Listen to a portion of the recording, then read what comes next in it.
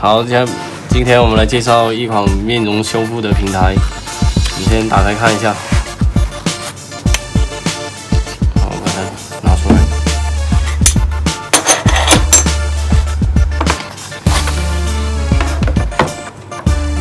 好，我们看一下，这个模块就是专门针对于面容修复的模块。它还有配置2个主板分层的模块，一个是支持插到 XS Max， 还有一个模块就是11到11 Pro Max 2个分层模块。好，我们面容经常损坏的就是有这个泛光听筒排线，因为拆装导致这个排线出现折断，所以我们要维修的时候就需要把这个泛光。我们把温度调到240至250就行了。我们先调一下。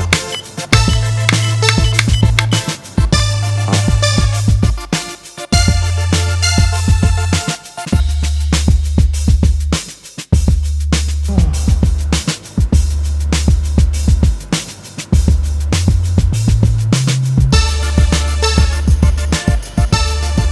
这个塑料，来拆这个的时候会把这2个塑料吹融化，我们用加热台的话，拆的话就会非常完美。